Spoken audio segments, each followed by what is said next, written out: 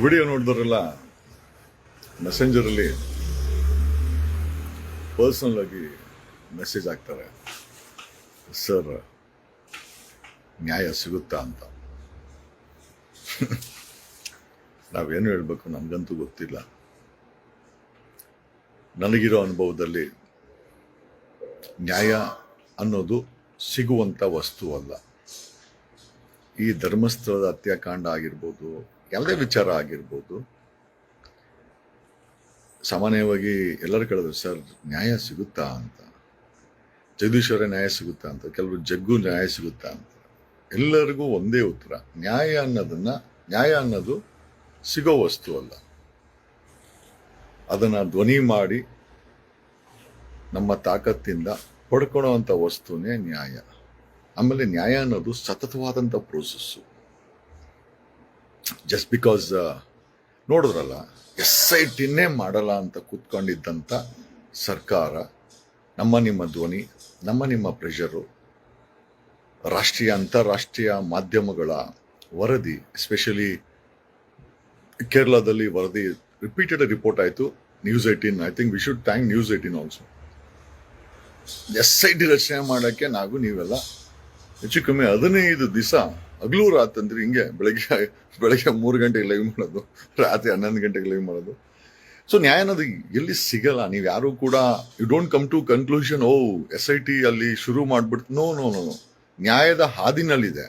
ನ್ಯಾಯ ಸಿಗಬೇಕಂದ್ರೆ ಸಾಕಷ್ಟು ಕಿಲೋಮೀಟರ್ ನಡ್ಕೊಂಡು ಹೋಗಿ ತಾಳ್ಮೆಯಿಂದ ಫಾಲೋ ಅಪ್ ಮಾಡಿ SITಯ ಪ್ರತಿಯೊಂದು ವಿಚಾರವನ್ನು ಸಹ ಅದ್ದುಗಣ್ಣಿನಲ್ಲಿ ವಾಚ್ ಮಾಡ್ತಾ ಇದ್ದೀವಿ. ಮೀಡಿಯಾ ವಾಚ್ ಮಾಡ್ತಾ ಇದೆ, ಅಂತಾರಾಷ್ಟ್ರೀಯ ಮಾಧ್ಯಮ ವಾಚ್ ಮಾಡ್ತಾ ಇದೆ, ರಾಷ್ಟ್ರೀಯ ಮಾಧ್ಯಮಗಳು ವಾಚ್ ಮಾಡ್ತಾ ಇದೆ. I think if I am not wrong, guarantee news ಬಿಡುತ್ತೆ. If I am not wrong, ಅಲ್ಲಿಂದ ಲೈವ್ ಹೊಡಿತಾರೆ ಗ್ಯಾರಂಟಿ ನ್ಯೂಸ್ ಅವರು. So that is what I have. ಒಂದಷ್ಟು ಮಾಧ್ಯಮಗಳು ಐ ಥಿಂಕ್ ಇವತ್ತು ಹೋಗಿ ಇಳ್ಕೊಂಡು ಅಲ್ಲಿ ಮಾಡಕ್ಕೆ ರೆಡಿ ಇದೆ. ನನಗೆ ಮೆಸೆಂಜರಲ್ಲಿ ನ್ಯಾಯ ಸಿಗುತ್ತೆ ಅಂತ ಕೇಳೋರ್ಗೆಲ್ಲರಿಗೂ ಒಂದೇ ಉತ್ತರ, ನ್ಯಾಯ ಅನ್ನೋದನ್ನ ಸಿಗಲ್ಲ, ಪಡ್ಕೊಳ್ಬೇಕಾಗತ್ತೆ. ಕಾರಣ ಇಷ್ಟೇ, ಸತವಾಗಿ ನಾನು ನೋಡಿದ್ರಲ್ಲ, SIT ಮಾಡೋಕ್ಕೆ ವಿರೋಧ ಪಕ್ಷದವ್ರು ಬರಲಿಲ್ಲ, ಆಡಳಿತ ಪಕ್ಷ ಇಲ್ಲ, ಕುಮಾರಸ್ವಾಮಿ CM ಆಗ್ಬೇಕಂತ ಅಯ್ಯಪ್ಪನ ಅಡ್ರೆಸ್ ಇಲ್ಲ, ಮಗನ್ ಮಾತಾಡ್ತಾನೆ ಇಲ್ಲ. ಬಟ್ CM ಕುರ್ಚಿ ಬೇಕು ಅವ್ರಿಗೆಲ್ಲ. DK ಶಿವಕುಮಾರ್ಗೂ CM ಕುರ್ಚಿ ಬೇಕು, ಅಶೋಕನ್ಗೂ CM ಕುರ್ಚಿ ಬೇಕು, BJP ಅವ್ರಿಗೆ ನೆಕ್ಸ್ಟ್ ಅಧಿಕಾರನೇ ಬೇಕು. ಬಟ್ ಆದ್ರೆ ಎಲ್ಲೂ ಕೂಡ ನ್ಯಾಯ ಕೊಡಲ್ಲ.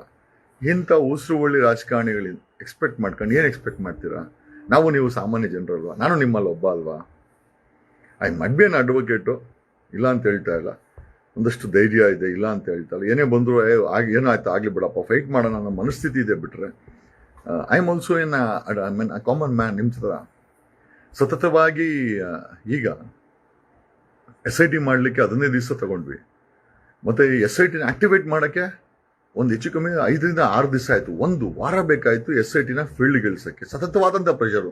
ಕೆಲವೊಂದು ಟೈಮ್ ತಮಾಷೆ ಮಾಡಿ ವಿಡಿಯೋ ಹಾಕಿದ್ದೀವಿ. ಮಂಗಳೂರಿಗೆ ಬಂದಾಗ ಭಯ ಬಿದ್ದು ಭಟ್ಕಳ ಮತ್ತೆ ಇದರಿಂದ ಧರ್ಮಸ್ಥಳದಿಂದ ಭಯ ಬಿದ್ದು ಮಂಗಳೂರಿಗೆ ಬಂದು ಮಲ್ಕೊಂತವ್ರೆ ಅಂತ ತಮಾಷೆ ಮಾಡಿಬಿಡಿ. ಬೆಂಗಳೂರಿಗೆ ಬಂದ್ಬಿಟ್ಟಿರೋ SITಗಳವರು ಏನು ಕೆಲಸ. We have been monitoring them. ಅವ್ರನ್ನ ಮಾನಿಟರಿಂಗ್ ಮಾಡ್ತಾ, ಅವ್ರಿಗೆ ಒಂದಷ್ಟು ತಮಾಷೆ ಮಾಡ್ತಾ, ಒಂದಷ್ಟು ಮಾನಿಟರಿಂಗ್ ಮಾಡ್ತಾ ಇರೋದ್ರಿಂದ ಮತ್ತೆ ಈಗೇನೋ ಫೀಲ್ಡ್ಗೆ ಇಳಿದಿದ್ದಾರೆ. ಇದನ್ನೇ ಫೀಲ್ಡ್ಗೆ ಇಳಿದು ಮಾಜರ್ ಮಾಡೋ ಪಟ್ಟಿಗೆ ಈ ವಿರೋಧ ಪಕ್ಷರು ಎಲ್ಲಿದ್ರು ಬಂದು ಕಾಗೆಗಳು ಗೋಬೆಗಳ ಥರ ಬಂದು ಅವನು ಅಶೋಕ ಒಳ್ಳೆ ಕಾಗೆ ಥರ ಕಾವು ಕಾವು ಕಾವು ಕಾವು ಕಾವು ಅಂತ ಬರೀ ಸಾಬ್ರ ಮೇಲೆ ಅಲ್ಲಿ ಇಲ್ಲಿ ಆಯ್ತು. ಅಂದರೆ ಲೆಕ್ಕ ಹಾಕೊಳ್ಳಿ, ನ್ಯಾಯ ಕೊಡ್ಸೋಕ್ಕೆ ಯಾವ ಉಸುವಳಿ ರಾಜಕಾರಣಿನೂ ಬರಲ್ಲ.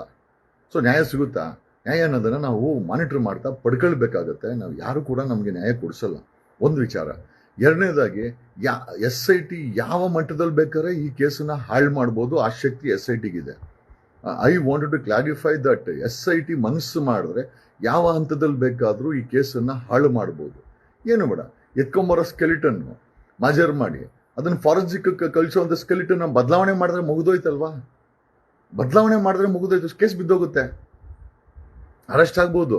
ಫಾರೆನ್ಸಿಕ್ಗೆ ಅವರು ಮಾಜರ್ ಮಾಡಿ ರಿಕವರಿ ಮಾಡೋ ಸ್ಕೆಲಿಟನ್ನ ಬಿಟ್ಟು ಬೇರೆ ಯಾವುದೋ ಸ್ಕೆಲಿಟನ್ನ ತರಲ್ಲ ಅಂದ್ಕೊಂಡಿದ್ದೀರಾ? ಈ ಕೇಸಲ್ಲಿ 3 ಪಕ್ಷಗಳು ಯಾಕೆ ಮೌನವಾಗಿದೆ ಅಂತಂದ್ರೆ, ಆರೋಪ ಹೊತ್ತಿರೋಂಥ ವ್ಯಕ್ತಿ ಹತ್ರ ಲಕ್ಷಾಂತರ ಕೋಟಿ ಹಣ ಇದೆ. ಒಂದು ಸರ್ಕಾರಕ್ಕೆ ಒಂದು 10 ರಾಜ್ಯದಲ್ಲಿ ಸರ್ಕಾರ ಮಾಡ್ಸಕ್ಕೆ ಹಣ ಕೊಡ್ಬೋದು, ಅಷ್ಟು ದುಡ್ಡಿದೆ ಅವನ ಹತ್ರ, ಆ ಕುಟುಂಬದ ಹತ್ರ. ನಿಮ್ಮನ್ನೆಲ್ಲ ಗುಬೆ ಮಾಡ್ಕೊಂಡಿರೋದು.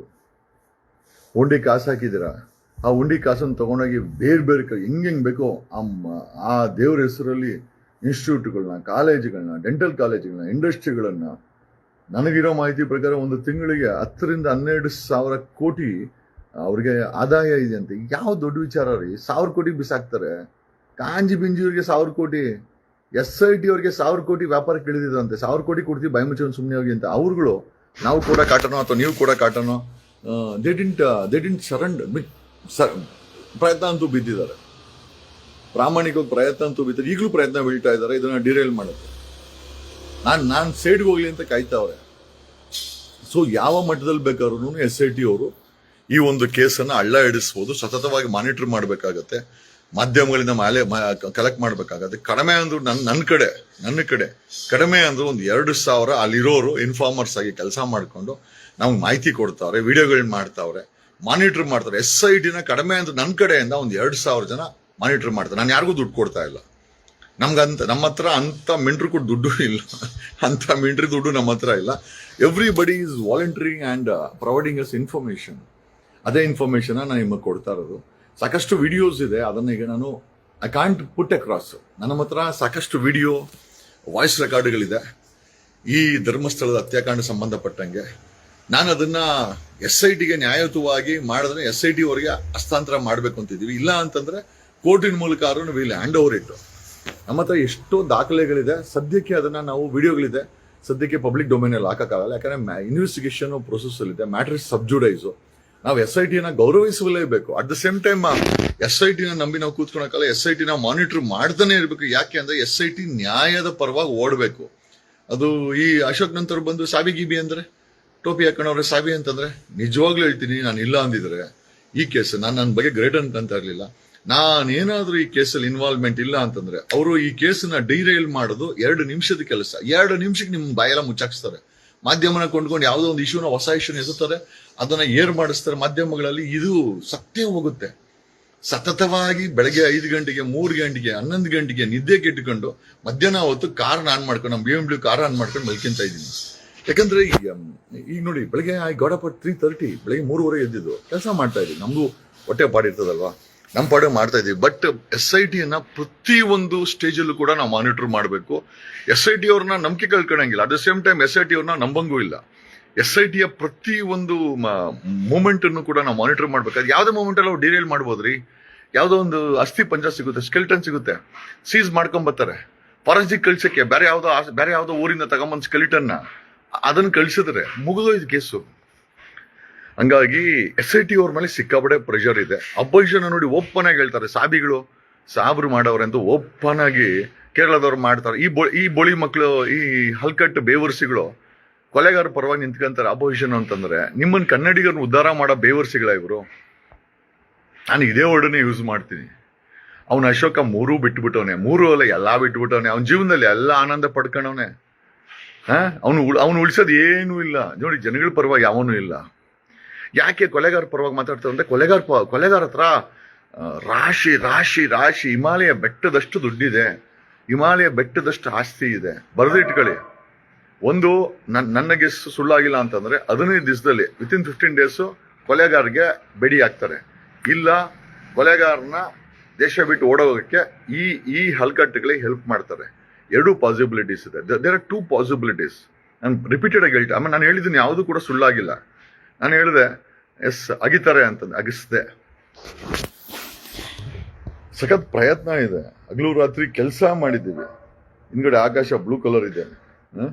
ನಾನು ನಂಬಿ ಈ ಕೆಲಸವನ್ನ ಮಾಡ್ತಾ ಇದ್ದೀನಿ ಹೊರತು ನಾನು ಯಾರ ಮೇಲೆ ಡಿಪೆಂಡ್ ಆಗಿ ಮಾಡ್ತಿಲ್ಲ. ನಾನು ಹೇಳಿದ್ನಲ್ಲ, ಈ ಕೇಸನ್ನ ಕೆಡ್ಸಕ್ಕೆ ಸಾಲುಗಟ್ಟಿ ನಿಂತವ್ರೆ, ಕೊಂಡ್ಗಣಕ್ಕೆ ಸಾಲುಗಟ್ಟಿ ನಿಂತವ್ರೆ. They are in line to purchase. Do you know? Jagadish ಸುಮ್ಮನೆ ಆಗ್ಬಿಡು ಅಂತ ಲೈನಲ್ಲಿ ಇದ್ದಾರೆ. ನನಗೆ ಎಷ್ಟು ಫೋನ್ಗಳು ಮಾಡಿಸಿದ್ರು ಗೊತ್ತಾ? ಈ ವಿಚಾರದ ತಲೆ ಹಾಕ್ಬೇಡ, ದೇವ್ರ ಹೆಸರು ಹೇಳ್ಕೊಂಡು ನಾನು ಭಯ ಹಿಡಿಸಿದ್ರು. ಆಯ್ತಪ್ಪ, ಮಂಜುನಾಥ ಸ್ವಾಮಿ ನಮ್ಮನ್ನು ಹಾಳು ಮಾಡ್ಬೇಕಾದ್ರೆ ನಾವು ಏನೂ ಮಾಡೋಕ್ಕಾಗಲ್ಲ, ಮಾಡ್ಲಿ ಬಿಡು, ನಾನು ಮಾಡ್ತಾ ಇದ್ದ ಒಳ್ಳೆ ಕೆಲಸ, ಹೆಣ್ಣು ಮಕ್ಕಳ ಆತ್ಮಕ್ಕೆ ಶಾಂತಿ ಕೊಡಿಸೋ ಕೆಲಸ ನಾನು ಮಾಡ್ತಾ ಇದ್ದೀನಿ. So whatever the matter, we are with you. And we will ensure there is a justice to this ಸತ್ಯಾಕಾಂಡ. ಪ್ರತಿಯೊಬ್ರು ಸೌಜನ್ಯ ಕೇಸ್ ಅಂತಾರೆ. ಖಂಡಿತವಾಗಿ ನಾನು ಯಾಕೆ ಸೌಜನ್ಯ ಹೆಸರು ಹೇಳಲ್ಲ ಅಂತಂದ್ರೆ ಆ ಒಕ್ಕಲಿಗರ ಹೆಣ್ಮಗಳು ಜಗದೀಶ್ಗೆ ಏನೋ ಜಾತಿ ಅಟ್ಯಾಚ್ಮೆಂಟ್ ಇದೆ ಅಂತ ನೀವು ಯಾರು ಅನ್ಕೊಂಬಾರ್ದು. ನಾನು ಸೌಜನ್ಯ ವಿಚಾರ ಯಾಕೆ ಹೇಳಲ್ಲ ಅಂತಂದ್ರೆ ಎಷ್ಟಕ್ಕೆಲ್ಲ ಅಂತಂದ್ರೆ ಒಕ್ಕಲಿಗರು ಸಪೋರ್ಟ್ ಅನ್ಕೊಂತಾರೆ ಅಂತ. ನಾನು ಜಾತಿ ಧರ್ಮಗಳನ್ನ ಮೀರಿ ಬೆಳೆದವನು. ನನಗೆ ಯಾವುದೇ ಜಾತಿ ಅಟ್ಯಾಚ್ಮೆಂಟ್ ಇಲ್ಲ ನನಗೆ. ಅದಕ್ಕೋಸ್ಕರನೇ ನಾನು ಧರ್ಮಸ್ಥಳದ ಹತ್ಯಾಕಾಂಡ ಅಂತೀನಿ. ಯಾಕಂದ್ರೆ ಅಲ್ಲಿ ಸತ್ತಿರೋ ಪ್ರತಿಯೊಂದು ಹೆಣ್ಮಕ್ಳು ನಮ್ಮ ಹೆಣ್ಮಕ್ಳೆ. ಆಮೇಲೆ ಅದು ಬ್ರಾಹ್ಮಣರಾಗಿರ್ಲಿ, ಲಿಂಗಾಯತರಾಗಿರ್ಲಿ, ಒಕ್ಕಲಿಗರಾಗಿರ್ಲಿ, ಶೆಡ್ಯೂಲ್ ಕ್ಯಾಸ್ಟ್, ಶೆಡ್ಯೂಲ್ ಟ್ರೈಬ್ಸ್, ಅವ್ರಿಗೆ ಜಾತಿನೇ ಇಲ್ಲಂತ ಹೆಣ್ಮಕ್ಳು ಸತ್ತಿದ್ರು ಕೂಡ ಅವ್ರು ನಮ್ಮ ಹೆಣ್ಮಕ್ಳೆ, ನಮ್ಮ ಕನ್ನಡಿಗರ ಹೆಣ್ಮಕ್ಳೆ. ಆಮೇಲೆ ಅವ್ರನ್ನ ನಾವು ಹಿಂದೂ ಸನಾತನ ಹೆಣ್ಮಕ್ಳೆ ಅಂತ ಕರಿತೀವಿ. ಓಕೆ, ನಿಮ್ಮ ಅಪ್ಪನ ಆಸ್ತಿನ ಯೋಚನೆ ಮಾಡಿ. Whatever it is there, ನಿಮ್ಮ ಕೈಯಲ್ಲೂ ಆದ್ರೆ ಕೂಡ ನಿಮ್ಮವ್ರು ಯಾರನ್ನ ಧರ್ಮಸ್ಥಳದಿದ್ರೆ ಮಾಹಿತಿಗಳನ್ನ ತಗೊಳ್ಳಿ. ದಯಮಾಡಿ pass on to us. Most importantly ನಮಗೆ ನೀವು ಈ ಮಾಹಿತಿಗಳನ್ನ ಕೊಡಬೇಕು. That is what I request. ನಿಮ್ಮ ಬಳಿನೂ ಯಾರಾದ್ರೂ ಇದ್ರೆ ಧರ್ಮಸ್ಥಳದ ಕಡೆಯವರು ಮಾಹಿತಿಗಳನ್ನು ಕಲೆ ಹಾಕಿ. Okay, and put it in a network. ಸಾಧ್ಯವರೆ pass on to us. Okay, ನಾವು ಇದೇ ರೀತಿ ನಮ್ಮ ಹತ್ರ ಯಾವುದು ನಮ್ಮ ಹತ್ರ ಇಂಟೆಲಿಜೆನ್ಸ್ ಯಾರು ಇಲ್ಲ. ನಮ್ಮ ಹತ್ರ ಇರೋದೇ ಪೀಪಲ್ಸ್ ಇಂಟೆಲಿಜೆನ್ಸಿ, ಜನಗಳ ಇಂಟೆಲಿಜೆನ್ಸಿನೇ ನಾವು ಬಳಸ್ತಾ ಇರೋದು. ಓಕೆ, ನಾನು ಯಾರಿಗೂ ದುಡ್ಡು ಕೊಟ್ಟು ಮಾಹಿತಿ ಕಲೆಕ್ಟ್ ಮಾಡ್ತಾ ಇಲ್ಲ. ವಾಲಂಟ್ರಿ ಆಗಿ ಅಲ್ಲಿರುವಂಥ ವ್ಯಕ್ತಿಗಳೇ ಒಂದಷ್ಟು ಟೀಮ್ ಮಾಡಿಕೊಂಡು ನಮ್ಗೆ ಹೆಲ್ಪ್ ಮಾಡ್ತಾ ಇದ್ದಾರೆ. ಈಗ ಫಸ್ಟ್ ಟೈಮ್ ಅವನು ಏನೋ ಮಾಜರ್ ಮಾಡಿದ್ದಾರೆ. ಅವನೊಂದು 30 ಹೆಣಗಳನ್ನ ಊತಾಕಿರೋ ಜಾಗ ತೋರಿಸೋನಂತೆ. ಹೆಚ್ಚು ಕಮ್ಮಿ ಭಯ ಬಿದ್ದೋಗ್ಬಿಟ್ಟವ್ರೆ. SIT ಅವರು ಭಯ ಬಿದ್ದೋಗ್ಬಿಟ್ಟವ್ರೆ. ಅಲ್ಲ ಗುರು, ಇಷ್ಟು ಹೆಣಗಳನ್ನ ಯಾವಾಗ ಎತ್ತೋದು, ಯಾವಾಗ ಎಸ್ಕಾವೇಷನ್ ಮಾಡೋದು, ಯಾವಾಗ ಕೋರ್ಟ್ ಸಬ್ಮಿಟ್ ಮಾಡೋದು? It's a biggest headache for SITಗೆ ಅನ್ಕೊಂಡಿರ್ತಾರೆ ಯಾವ ಕರ್ಮ ಮಾಡಿ ಕೇಸಲ್ಲಿ ನಾವು ಸಿಕ್ಕಾಕೊಂಡಿದ್ದೀರಿ ಅಧಿಕಾರಿಗಳು ಅಂತ. ಖಂಡಿತವಾಗಿ ಇದು ಒಂಥರ ತಲೆನೋವು ಕೇಸೆ. ಬಟ್ ಆದರೂ ಕೂಡ ನ್ಯಾಯ ಕೊಡಿಸ್ಲೇಬೇಕು ನಾವೆಲ್ಲ. ಇಲ್ಲ ಅಂತಂದ್ರೆ ನಾವು ಮನುಷ್ಯರಾಗಿ ಹುಟ್ಟಿ, ಕನ್ನಡಿಗರಾಗಿ ಹುಟ್ಟಿ ಇಷ್ಟೆಲ್ಲ ಹೋರಾಟ ಮಾಡಿ ವೇಸ್ಟು ಅಂತ ಹೇಳುತ್ತಾ I think I close this video. Love you all. Okay, ನಾವು ಏನೇ ಆದರೂ ನಾವು ಯಾವತ್ತೂ ಮಾರಾಟ ಆಗಲ್ಲ ಗುರು. ಓಕೆ, ದೇವ್ರು ನಮ್ಗೆ ಎಲ್ಲ ಕೊಟ್ಟವನೇ.